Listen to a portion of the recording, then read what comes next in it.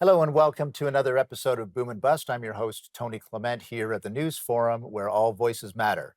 I'm pleased to welcome back Tom Caldwell. He is the founder of Caldwell Securities Ltd in Toronto, an ongoing guest. We're proud to have him on the program. Welcome back, Tom. Thanks, Tony. I guess I'm going to ask a very general question to start us off. What do you see as the state of the Canadian economy right now? People have asked me this for the last little while. Are we going into recession? And my answer's always been the same. No, we're not going into recession. We are in a recession already. Mm, It may not be showing in the government publicized figures, but it's there now, whether it be with youth unemployment, whether it be businesses closing, particularly restaurants in Toronto. A lot of our uh, misaligned policies are now showing the results. mm. And economy, for example, unemployment is higher in Toronto than it is in the rest of the province. And this should be the engine, should be the other way around. And that reflects government policies clearly. So we do need to have a change in direction. And we're getting a lot of rhetoric in that regard and other prime minister, but we've got to start doing something soon because we're losing young people to the States. We're having businesses closing. It's not showing up, as they say, but Yeah. Why, it's the why isn't it showing up in the data, do you think? Well, I think in my old age, Tony, I'm becoming very cynical about government data. We Mm, had a couple of months there where there were 60,000 jobs created, and that's like 600,000 in the United States. Just not believable. mm. And then they readjust some time out. Oh, I'm sorry, that was a little bit off. It was 60 on the negative. So the numbers are skewed and they're flawed. And it's a credibility problem. I just don't look for the average person living their lives, walking around, talking to people, doing business, they know what's happening. Right. People struggling to make ends meet know what's happening. People have been losing jobs, know what's happening. Now, Or young I get one. yeah, no, I get it. I get it. I mean, one other thing that I noticed, however, was according to polling, and again, grain of salt, I get that. Canadians are feeling more optimistic about the state of the economy than before. Is that justified at all?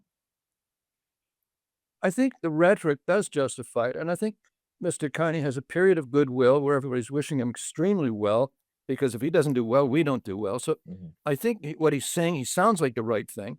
And no matter no matter how good or bad it is, it's got to be better than what we've had in the last 10 years. So there is a ground for some optimism. Even I feel, well, I'm an incurable optimist anyway, but I know Mhm. it doesn't sound like this when I talk like governments, but I think there's grounds for that if we can follow through with policy and results.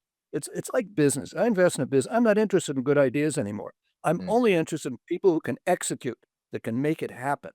And we haven't got to that point with our governments or with Mr. Carney yet. And we'll see. I mean, I hope he's successful. Well, I mean, and I think that's the point that you just raised, that Canada hasn't been successful at actually getting results. There's been a lot of grand gestures and announcements, but does it actually get us anywhere? That's been the problem, correct?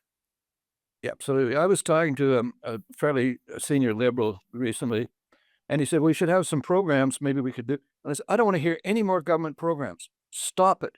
Just don't, all your programs become boondoggles and money wasters. If you want to get the economy going, cut taxes, cut regulations, Mm. stop it.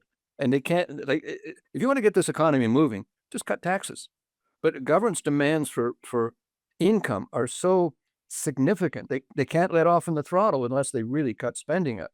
And, there's a lot of this talk about defense spending, so that does limit what they can do, if indeed they're going to do all these things and not talk about them. It'll be interesting to see.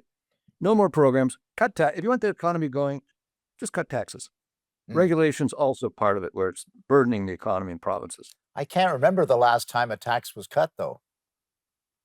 I can't either, but I'm not old enough yet. So maybe, I don't maybe a little bit know. later on in life. Yeah, I'm just hanging around for this. I may have to live to 110 for Pete's sake. Yeah. Well, hopefully they get your message. We're gonna take a little break, Tom. I want you to contemplate my next question, however. It is about CUSMA, the free trade agreement between Canada and the US and Mexico. It is up for review. I'm asking other panelists and my other shows what the strategy should be. I mean, do we have a strategy, first of all? Maybe answer that and what the strategy should be. So think about that. We're going to take a brief break. We'll be back with our guest, Thomas Caldwell, after these messages.